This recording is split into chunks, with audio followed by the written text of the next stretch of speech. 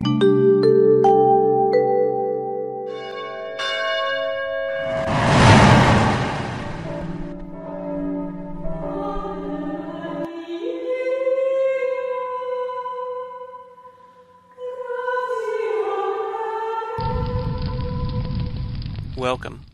I'm Sebastian Mahfood, and you're listening to WCAT Radio, the on-air wing of En Route Books and Media, bringing you the dulcet sounds of Catholic wisdom. Welcome to the Lost Voice radio program, where we seek to renew the wisdom of Socrates in our modern world, engaging the intellectual elite, the people who are doing things. How's that for an introduction? You know what? Today... Perfect. Perfectly exactly what I was going for, yes. No, it's Lost Voice. We are covering the Lost Voice of Socrates, who spoke over 2,000 years ago, and his words of wisdom have reverberated in the Western world, at least, that entire time, and especially in the words of St. Thomas Aquinas, one of his greatest children in the mind. I have a question about that, though, Studi. Jake, I can't even think straight right now. What's up? You're just the man to answer the question, then. No, if I can't. Indeed. I was up last night. So late. If indeed the voice of Socrates has been lost, then how have we been able to talk about what he said? Because of writings and logic. I suppose it's the lost voice of wisdom, but if the lost voice of wisdom is lost, then how do we know what wisdom is? What is wisdom? And could that lost voice even be wise? Because wouldn't it be the most wise thing to disseminate wisdom to the world? And if the lost voice is lost, then there's no more wisdom. So is the lost voice even wise in the first place? I think we should just be wise guys. Well, we're not even good at that. I do. Am I kidding? I do have Italian heritage, so I suppose I could be a wise guy. And I'm German, so I'm just going to be frank. Get it? I want sauerkraut.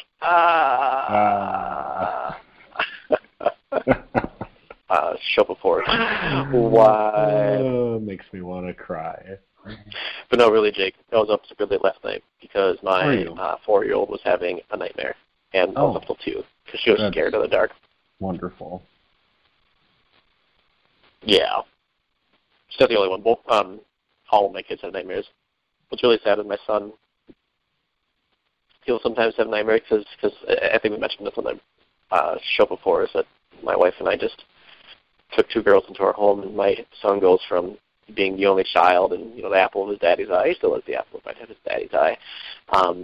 But getting all my attention to having it divided between 3 other people because my wife needs my attention sometimes too. Mm-hmm.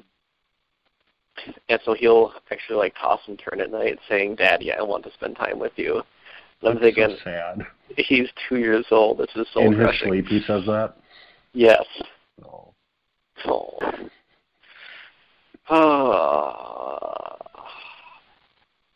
Yeah, I really want to take a day off with him and go to Maple Maze. Yeah, that'd be good. Or some other playground. There's a really cool one. You ever heard of Maple Grove Central Park? Yes. Oh, it's amazing. Let's check it out. We should go sometime, just me and you. That. Lots of climbing to do. There's always good. Cave, and the cool thing about the climbing is that there's a ton of climbing, which is what kids love to do. But they've got a little wall for toddlers. There's this big, it's made out of squishy playground stuff. Oh, and perfect. You can climb up it, and there's little round things that you can climb up it. And Michael was having a blast, having me play follow the leader with him, and the girls were running around just every which way. The hardest part about it is that it's relatively large, and your children will suddenly run off in 3 different directions and try to figure out exactly where they are. It makes it really hard to try to be present to the kid you're with. If you happen to be with a kid. So it's definitely one of those take 2 parents kind of a thing, or just allow your kids to run around. Right. But free-range children. Yes, free-range children. But then they also have this big, cliff structure that has like caves and a kind of a tower that you can climb up. My youngest daughter, is 4 years old. She tends to be a bit audacious. She often overestimates her own abilities, and gets herself stuck in bad situations. And so she had climbed up a wall that was probably about 20 feet high, and she got about halfway up and realized she can't get down. She was totally terrified. And so then I brought her down, for which she was appreciative, but definitely a little heartbroken. Yeah. Yeah, it was sad. But she liked it. So, they all did. Studi, that's good. Where's this going? I feel like well, you know, where does anything we do go? What? No. Come on, Jake. Do it. Do it. Well, stop. I What are you have a talking question for. Well, we have to make a clarification here on the Lost Voice radio program. All right. What's the clarification? A while back, probably around February, we made some statements on the natural good to be able to defend oneself. Oh? Remember this? Yes. Okay. Recently, the Holy Father corrected us. He did? He did. On his Twitter, he said, Studi and Jake, do you really want peace?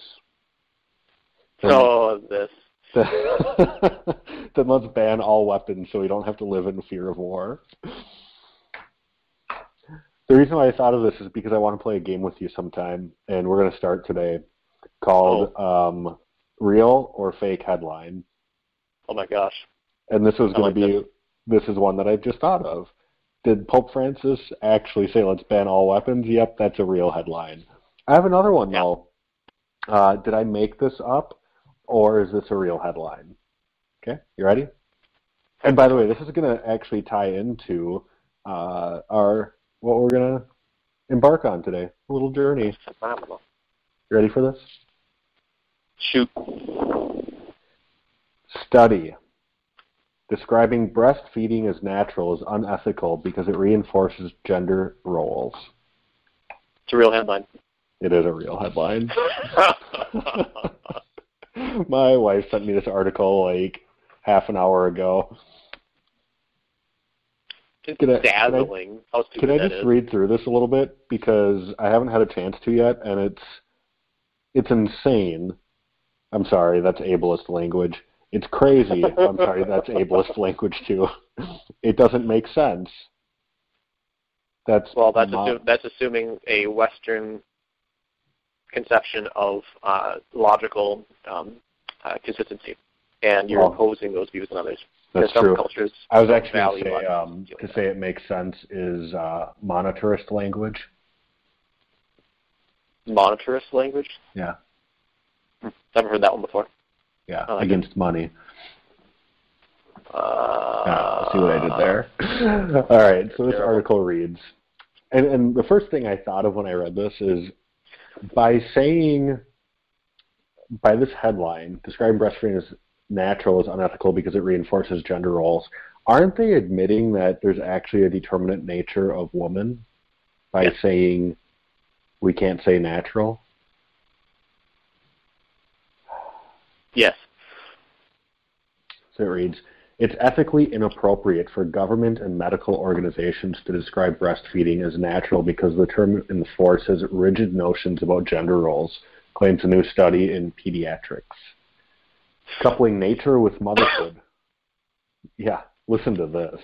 Coupling nature with motherhood can inadvertently support biological deterministic arguments about the roles of men and women in the family.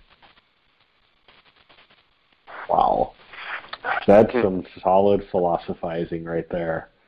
It is so by saying that motherhood and a determinate nature of woman go together, can inadvertently support biologically deterministic arguments about the roles of men and women. I disagree with them.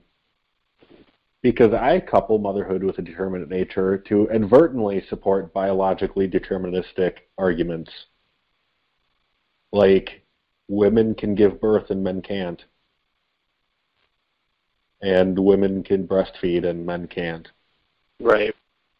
Well, see, the only thing that bugs me here is that I really need to see the study, because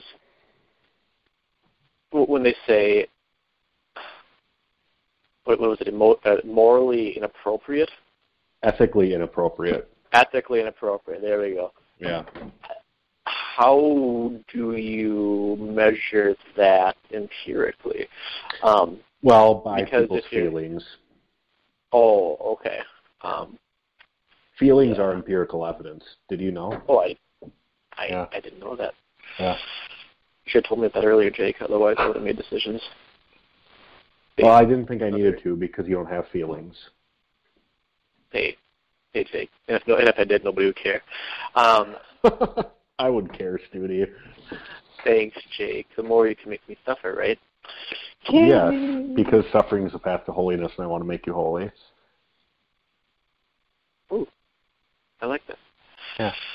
Oh, good. I've been suffering a lot recently. Partly because of not sleeping. But yeah, I just can't believe that. I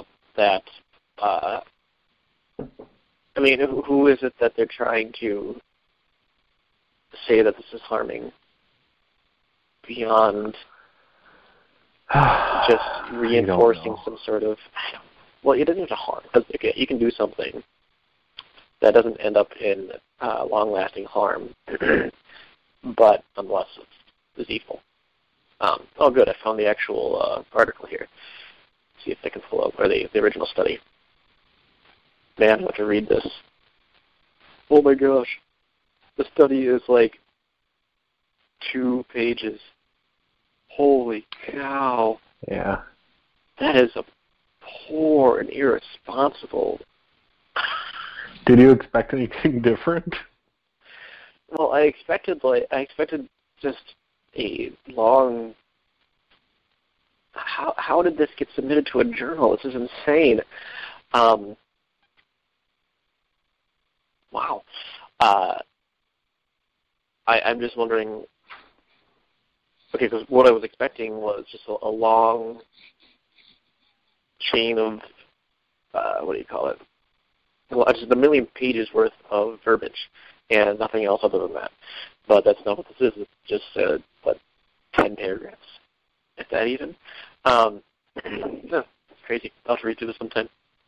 I mean, I'll be open to having my mind changed, but this idea it's only natural. Campaign, yep, mom-made, factory-made. The intended message to parents presumably is that in this one particular case, factory-made unnatural substances are unhealthy and should be avoided, whereas mom-made and natural option is safer and better. It is, for the most part.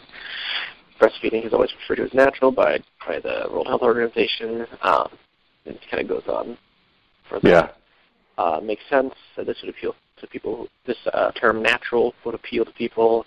It's rooted in 4 decades of history. Yep, I think you're not making your case very well here. Coupling nature with motherhood can inadvertently support biological deterministic arguments about the roles of men and women in the family. For example, that women should be primary caretakers of children.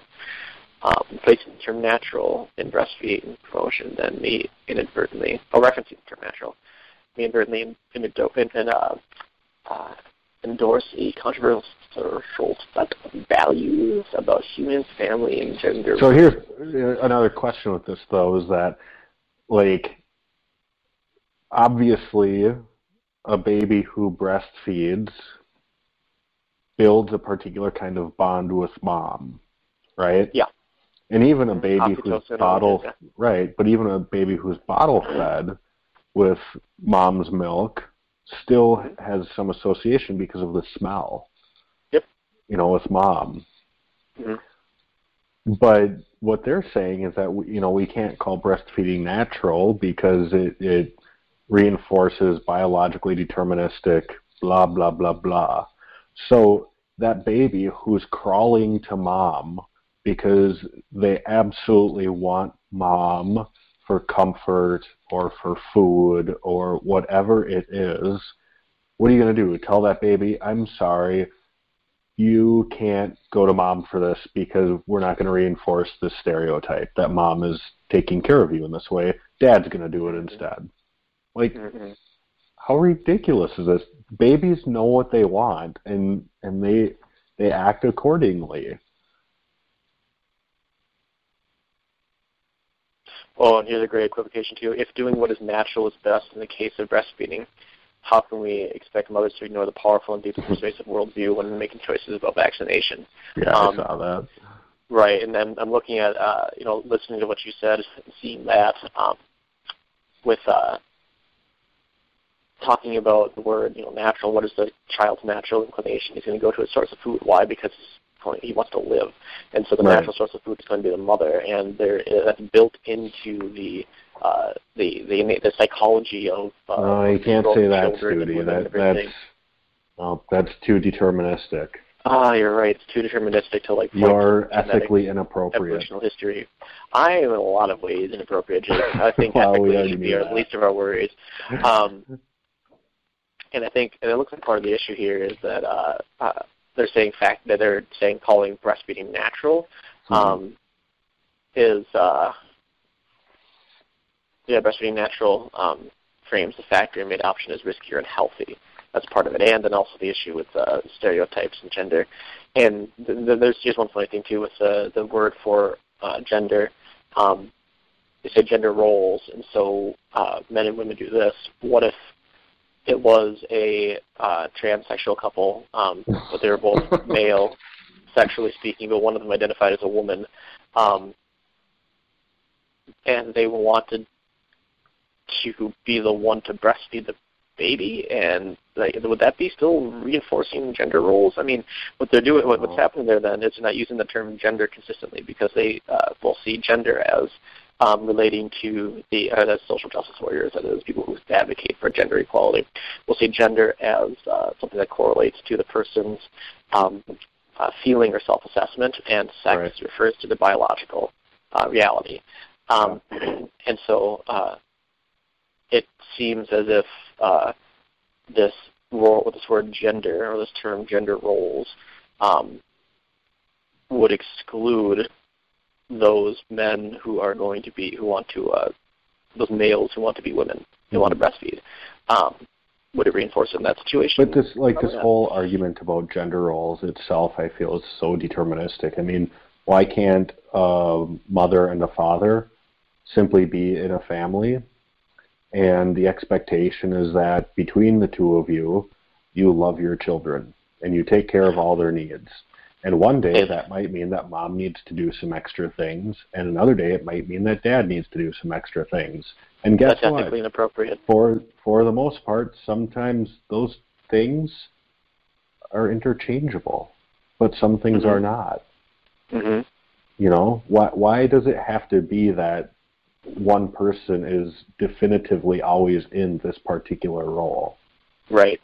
So to talk about this gender role stuff is itself very deterministic, that, well, I'm a man, so I can't be in the traditional role. Well, what does that mean? Then I have to be in a different role, and that nobody else in the house can do that job or that role? It's ridiculous. Why can't we just take care of the children and honor the fact that, you know what, mom has food that is tailor-made for that baby? If you don't want to use the word natural, I don't really care. But you can't argue the fact that the breast milk is tailor-made for the baby, because the breast milk changes with every feeding to supplement the nutrients the baby needs based on the last feeding. It gives antibiotics. There's so much stuff there. Why can't we just appreciate how glorious this gift is for the baby, and then move on? Yeah, that's what kills me about these about certain trends or movements is not recognizing the good in order to make things that are quite as good seem to be equal. And so there's a desire to destroy any sense of differentiation in anything. whether it be between genders, between socioeconomic classes, whether it be between, or like even grades or anything else for that matter, athletic ability. One thing that if you watch a lot of cartoon shows or whatever it might be, somebody always has some sort of special talent or skill in those shows. But the reality is in that not everybody has some sort of special talent. There are some people who are generally just smarter, better looking, more athletic than others, which is fine. That doesn't make the other people bad. I know, Jacob, you're fine. It's okay that you're not nearly as good looking as I am. It doesn't make those other people bad. That's one thing that kills me too, is that people get depressed about being not attractive, which I certainly understand. But at the same time, that doesn't mean you're evil or there's something wrong with you. And even if you're stupid, this is something I told one of my kids who was really worried about going to school, and she just said, "I'm just such a stupid kid." And then I told her that I asked her, who said that to you, because you're not stupid for one. And then I told her, even if you aren't the smartest person in your class, doesn't make you a bad person. What makes you a bad person is bad choices. Right. But you make good choices. And then she gave me a big hug. She appreciated that. So we're all gifted with different intelligences, different skills and abilities and levels therein. But what ultimately matters is our choices that we make with that. Right. With what we're given. But anyway, yeah, you're right. Like, why can't we just take care of the kid and make that the primary thing, rather than trying to watch out for the sensitivities of those who choose to bottle or to use formula instead of breast milk, whether it be due to mother discomfort or... Yeah, this highlights the fact that in all reality, with all the stuff going on, no amount of concessions are ever going to be enough for the SJWs of the world and those who are just so hell-bent on promoting, transgenderism and gender theory and all this other garbage. And, you go down the list of all the things that have come up in the last, just say, 12 months, that no amount of concessions are ever good enough. And this was the big battle back when the Supreme Court was hearing arguments for gay marriage, that conservatives were saying, if we allow this, transgenderism is going to be the next thing, and the response on the left was that no, it's not going to be the next thing. That's ridiculous. This is all we want. Right.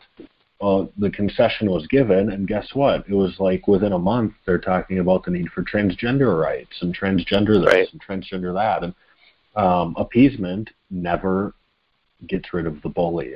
We should have learned our lesson from Neville Chamberlain when he went through appeasement with Hitler. Yes, you can do whatever you want, Hitler, it's fine. And then guess what? Like a month later, he takes over half of Europe. And I'm not equating SJWs to Hitler, but I guess the overall point stands here that appeasement doesn't actually solve the issue. It never has and never will.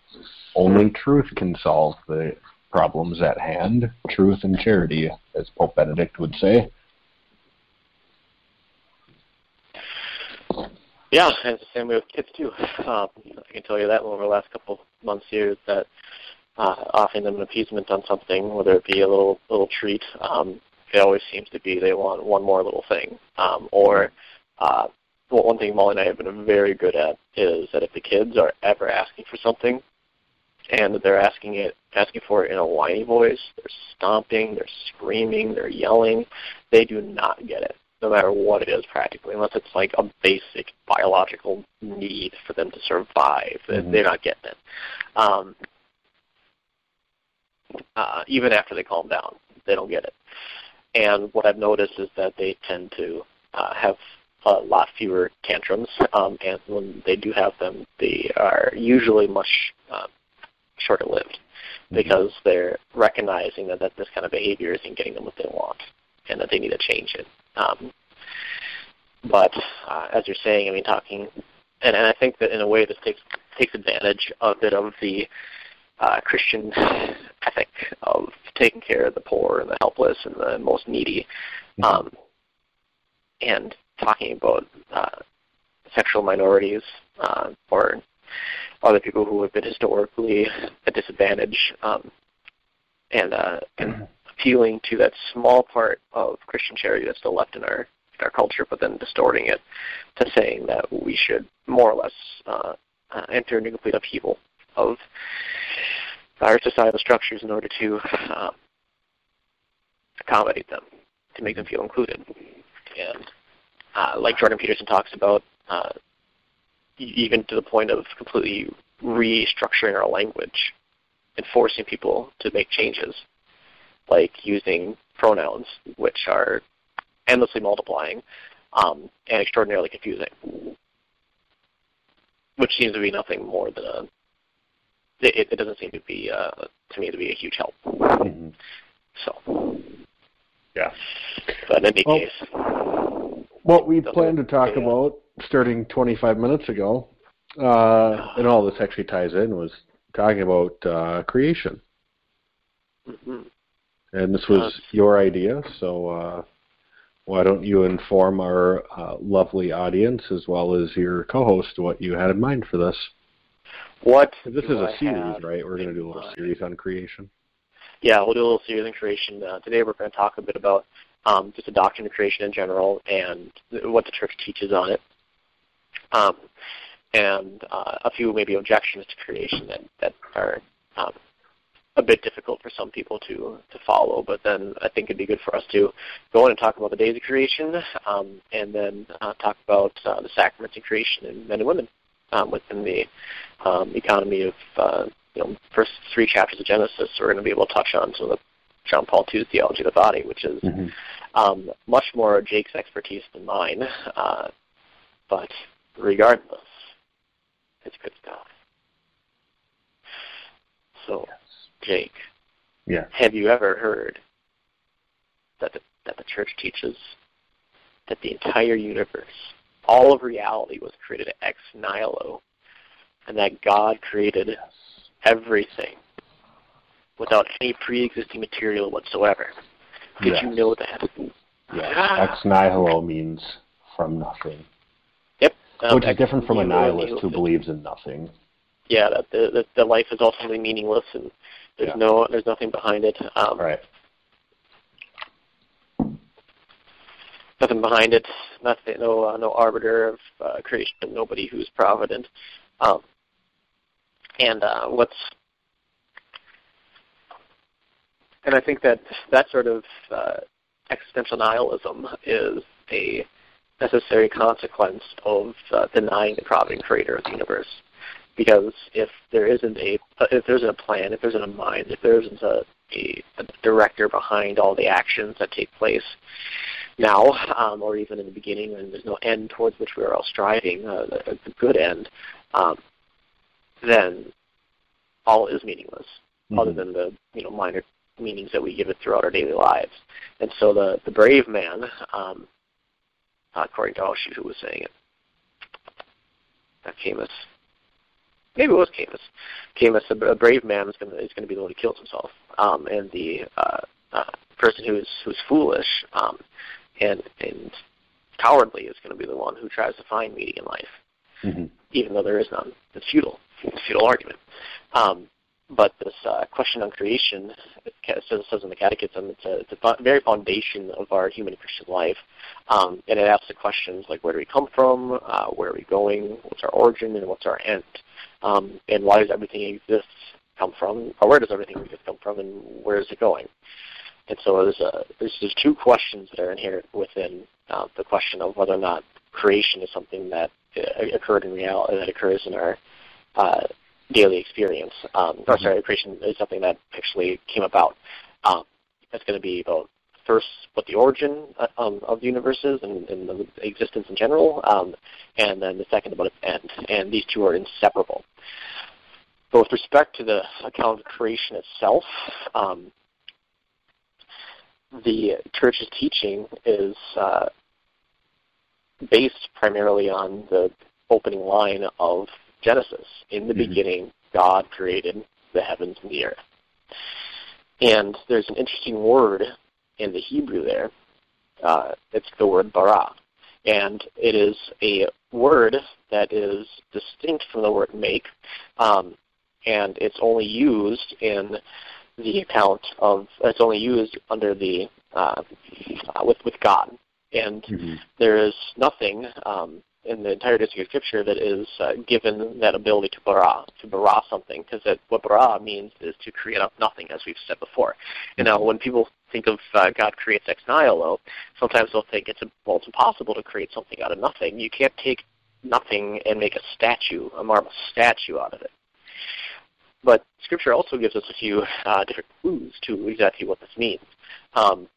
In Romans, Paul talks about how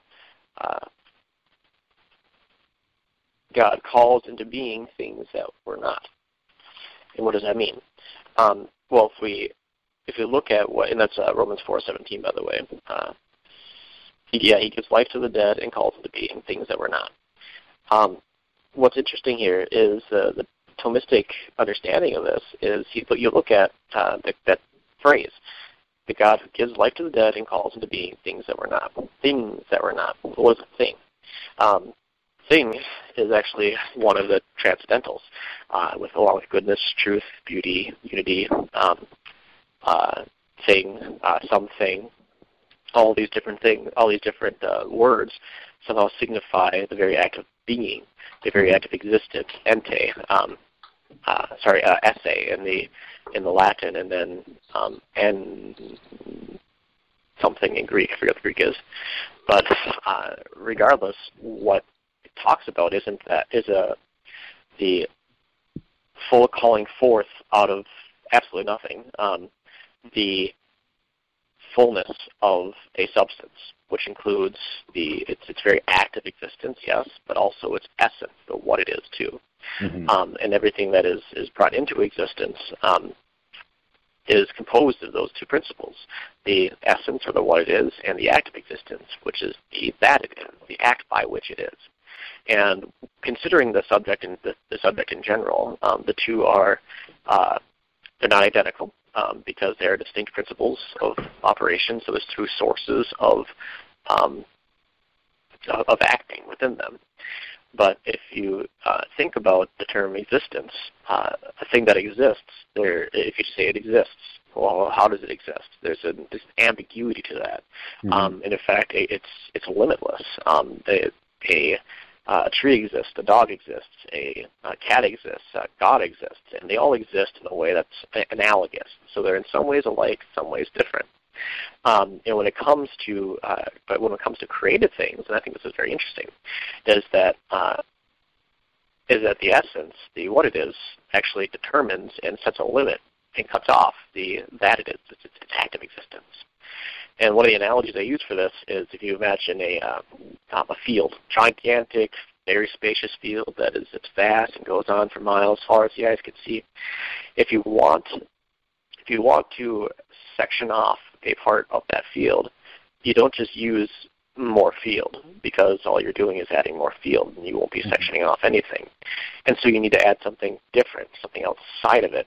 And this could be a ditch. This could be a line drawn in the sand. This could be a wood post for a fence, or anything else it might be. But regardless, it has to be something other than field in order to make some sort of distinction, make some sort of difference between this section of field and the rest of the field in general. And so when God creates, he gives existence to things, but he also gives it its essence, its definition. And if we think about, so what he does is he gives it a limitation on its being. And when we talk about limitations on its being, let's think about this. Okay, look at a rock. A rock exists, right? Great, fantastic. But what does a rock do? It's heavy. It's hard. You can use it to do a job. If you understand what I'm saying, like breaking it and using it as an axe to cut down a tree to build a house, whatever. The normal things that you do with the rock. But that's about it. It can't do what, say, a tree does, because a rock is limited to rock things. And the tree, similarly, can't do what a human does because the tree is limited to tree things, and a human is limited to human things. We can't rise above what we are because we don't have that capacity. It's a limit, and it's a limitation on the way that we can operate and act out of ourselves and with the world. And so when you consider existence, existence, it is something which in itself is unlimited, but it applies to all things that are real and that are in any way, even mental being. What is the difference, or what is something that's different than existence? Non-existence. Right.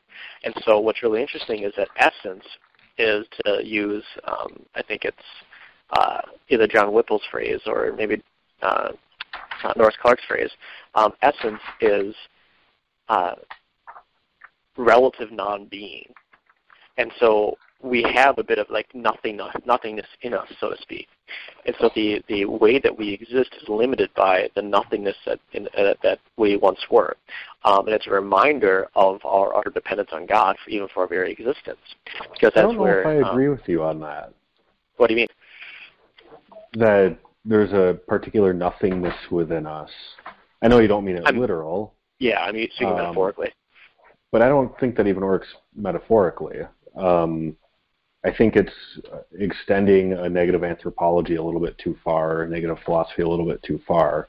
Because if we look at the order of creation and Adam in the garden alone, the reason for God to give Adam the power to name the animals is multifold, one of which is that Adam realizes something of himself within each animal by seeing what he is not. But that's not an admission of his nothingness. Every being has the fullness of its own particular determinate nature because God has given that being existence. The limitation is that that thing is not God. It is not eternal, and it is not infinite. And so it exists only within its own nature. That doesn't mean that there's an emptiness to it, but rather an admission that God is God and I am not. So I would say instead of saying there's a nothingness, it's understanding the ground of being, that my existence is wholly dependent upon God, and without God I would be nothing, but because of God I am something. And the only form of nothingness within me is when I choose to sin, that I'm rejecting the being that God has made me to be.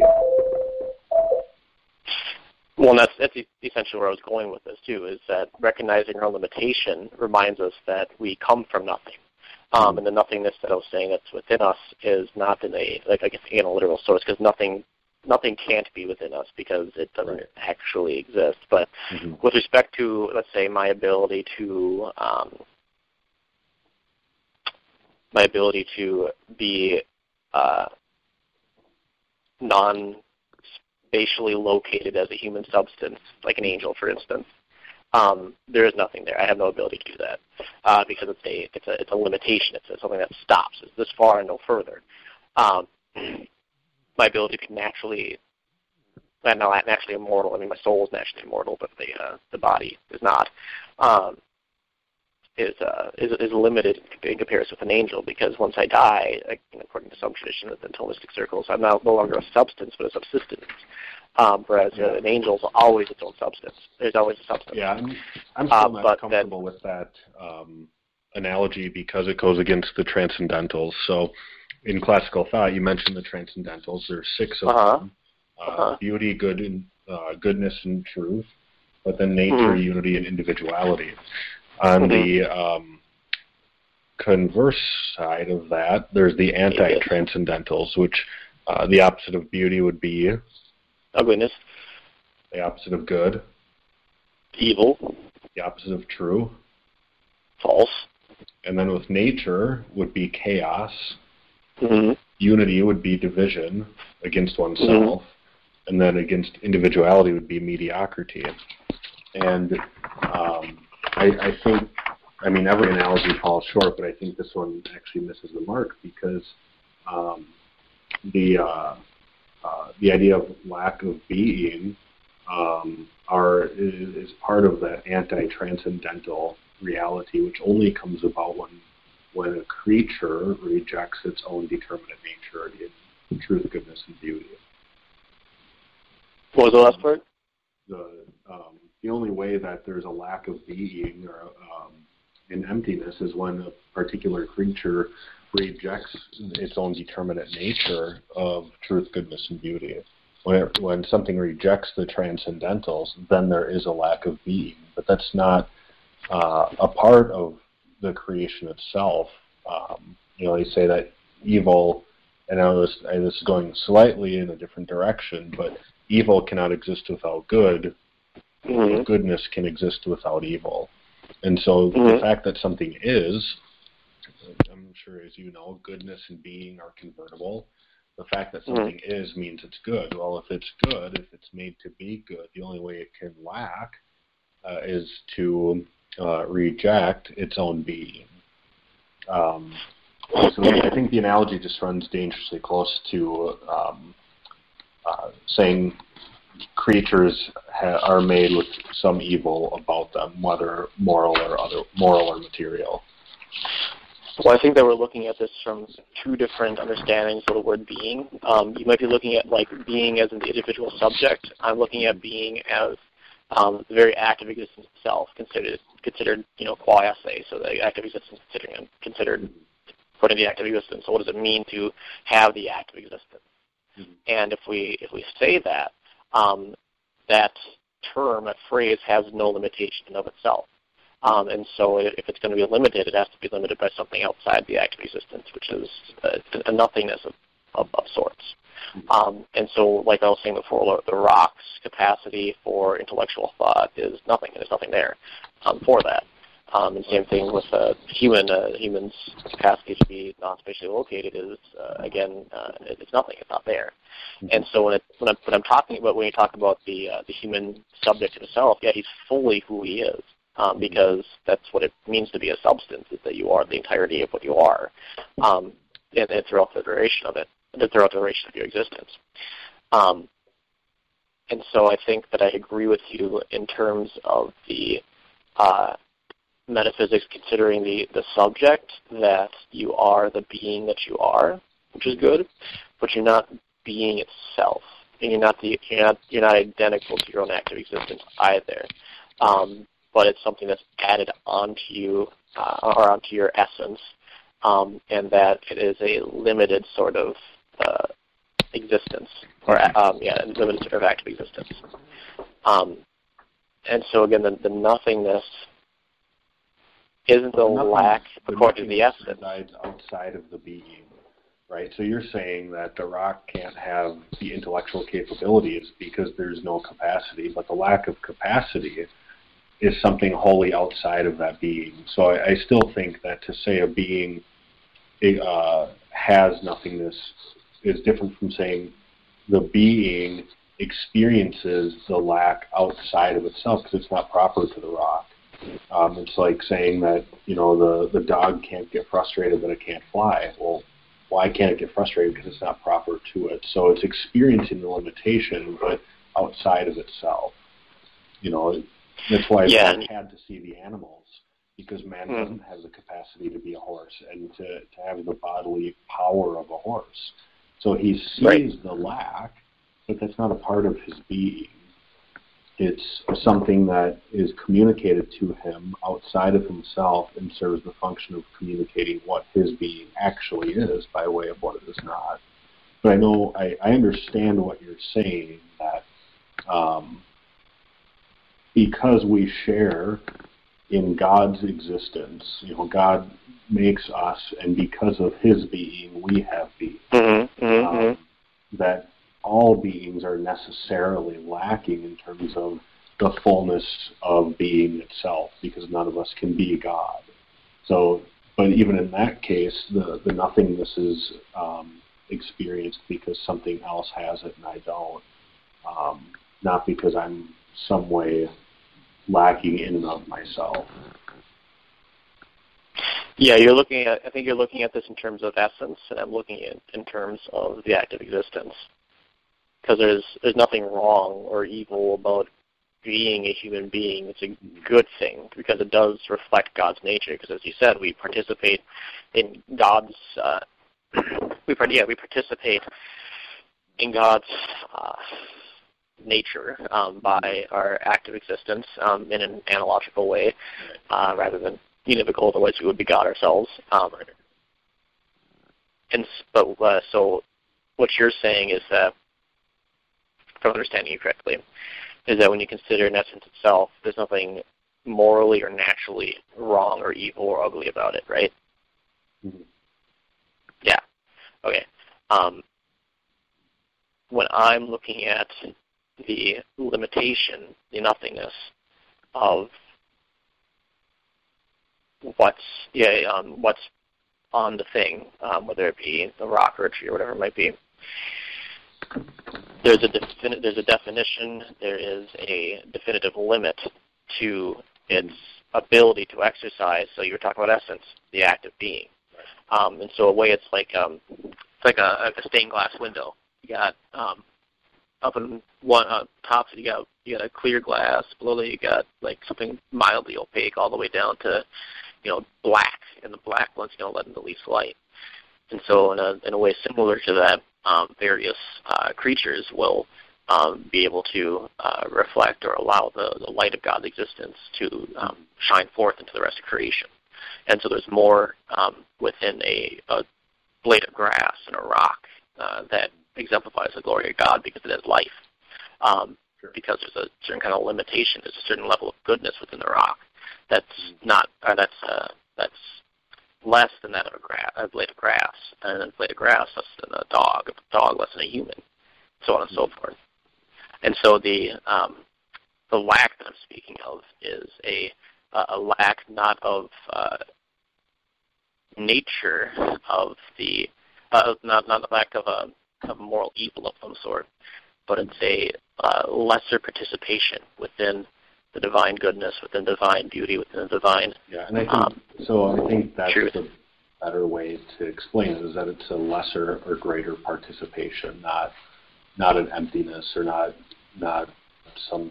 something that's nothing. Because I think that just gets too dangerous in terms of the meaning of existence and the meaning of being. I think the greater or lesser participation in the fullness of being is a better and more accurate analogy of what you're saying. Well, I think the use of nothingness does have a particular amount of utility here, though, too, because if you look at, or if you think about if you look at our understanding here is that God is also not only the creator, which is creating out of something ex nihilo, so without any pre-existing matter whatsoever. He's not only that, he's also the sustainer of all things, and that everything that exists is being held in existence by God. And so when it comes to our particular way of existing, to our essence, we aren't the ones holding ourselves in existence, and that without God's sustaining, without God being a sustaining cause, then we would collapse into non-existence completely.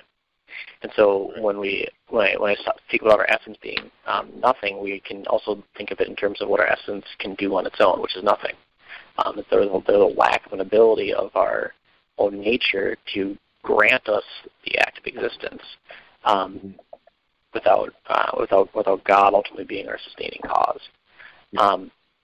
And that's essentially where I was going with this, is that because there's a limitation on what we are, and therefore a limitation of what we do, and understanding the distinction or the distance between nothingness and being, and the ratio, but the relationship between nothingness and then coming into existence is infinite. It's an infinite distance, and we can never possibly bridge that gap with any limited nature whatsoever. and only something with an unlimited nature, which is the very act of being itself, because every effect or every cause gives about an effect which is similar to it. And so when God acts, the proper action for him is the act of being, whereas for us, the proper action is something material or something producing people. And so when I'm talking about us having a nothingness, it's not, again, within us, but it's a limit or a cap to what we can do. It's a limit or a cap to our ability to actually act in the world and even be our own sustainers. Right, and this corresponds actually to a different analogy, which has to do with the transcendental of truth and ontological truth. And the analogy is that God's intellect produces natural reality. So as you were saying, a thing's action produces something like itself. And so God is reality. And so his intellect, when he considers creation, creation happens because God is pure act.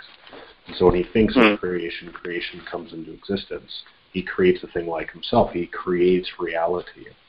But because we're made in his image and likeness, our human intellect can produce works like ourselves. So we are created so we can create things out of other things. And so God's intellect leads to natural reality, whereas human intellect leads to human works and artifacts. Another way of saying is that natural reality is because God already knew, whereas human works are because a human willed the work. And so there's some things there to consider too as a feature. Right, and that's another interesting too is that you talk, so the human intellect, I can think of like chair all day, but until I get up and move and use my will to get the hammer and the nails and the screwdriver and the wood glue and the materials and everything else, that chair is never going to be a chair. It's always going to be an idea in my mind. But with God, what he knows to be the case and what he does and are always identical. There's no real distinction between God's intellectual. Yeah, there's no qualities in God. He is ipsum subsistem esse. He is the very act of himself. He's a subsisting being. And I think that's fascinating. Is that the very idea that God has is what he produces. As well as a man, which is very different. It requires us to have all these transitive steps, from one thing to the next. But for God, it's all boom at once. It's instantaneous. Right. Well, this is fascinating, Stu. I love the discussions on creation. It's an interesting subject. Yeah. There's a lot of difficulty with it too. Like for instance, that creation doesn't actually signify a change with anything, which sounds odd. But the way St. Thomas actually explains it in the Summa Gentiles is that change is from potency to act. But with creation, nothing doesn't have any potency whatsoever. And so it's just act. There's this actuality that happens. And you can think of it as logically prior. You get it as a logical temporary antecedent to creation. But in reality, there is nothing before it with respect to potential. Because nothing, again, can produce nothing. There's nothing going to come from it, and only nothing is going to be able to be made out of it. But with the act of creation, it's just an instant. And there's no progression to it either with respect to things actually coming into existence. The only thing we can mean by that is that at the very moment of the creation of time, because there was no time. Time is the rate of change, so to speak. And so, I mean, it's, for us, this is part of our limitation with talking about creation, is that we only see the effects of it. We only see the aftermath of it, but we can't understand before, because before is only God. Mm-hmm. Well, sorry, what was the last word? I said before creation we can't comprehend, because what was before creation is God alone. Right. in the sacred Trinity. And so, even the angels are created. Everything besides God is created being or created existence. And so we can only talk about creation insofar as what we can comprehend, which is within time. It's a linear issue. So when we talk about, I'm sure next week, the days of creation, fundamentalists think it's 7 24-hour periods, which is a ridiculous notion, quite frankly. But as you know, the ancient Hebrew for it is much more generic, and it's 7 distinct periods of time. That what does that mean to us? We can only conceive of time in a linear pattern, whereas for God, He doesn't exist within time. All time is coexistent at once for Him. And so to understand creation is good to pursue, but it's slightly futile as well. Right, and we rely so much on revelation. But with the problem is that revelation still only gives us a glimpse into something that we can't explain, and so the way that we understand it is going to be in our human language. And this might be something to talk about next week too, but St. Thomas actually believed that the universe, it was impossible for human reason or science to demonstrate the temporal beginning of the universe, but that we can only know that it had a beginning in time through faith. And now St. Bonaventure disagreed with him rather vehemently, and that's something that perhaps we could touch on too, because it's an interesting discussion. And so one of the things that Aquinas did to manage that or to reconcile that with his faith is with the doctrine of creation within Christianity, he made an argument in a long essay that God is still nonetheless the creator because everything else depends on Him for its very being. Without it, it would collapse into nothing. So even if there wasn't a creation in time, there is a continual creation that's occurring because God is sustaining things in their very being, the very act of existence. Which is, again, a really interesting distinction that St. Thomas makes, one of his major contributions to philosophy, in that he was trying to reconcile his Aristotelian belief that the world is eternal with the faith that he has that the world has a beginning, in which everything was created by God.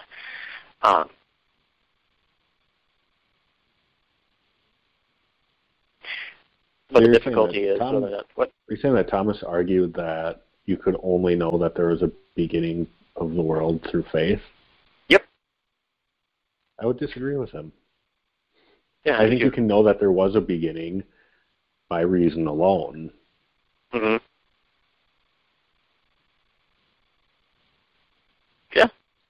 No, that's totally true. No, that's totally true. I completely agree with you. And it seems odd that Thomas would take that stand. I know, right? He got so many more difficult questions right. That one seems odd that he would take that stand. Yeah, well, St. Bonaventure did it fairly quickly here. St. Bonaventure's argument was that it's impossible to traverse an infinite, and so in order to arrive today, time would have had to traverse a infinite series of past events, which is impossible. Therefore, the beginning of the universe must have a beginning. That's well, okay. That's a good argument. It seems overly complex for us. Just a basic cause and effect. Sort of, yeah. I mean, but that's how I speak. Yeah. But it's very direct, and it makes sense. And St. Thomas has a few different ways of addressing that. That's something I'd like to look into a little bit more. We can certainly talk about that next week too, as the temporal beginnings. But at the very least, today we can say that God, that the doctrine of creation, which is dogmatic for Catholics, by the way, we must believe this. We cannot reject it and remain faithful.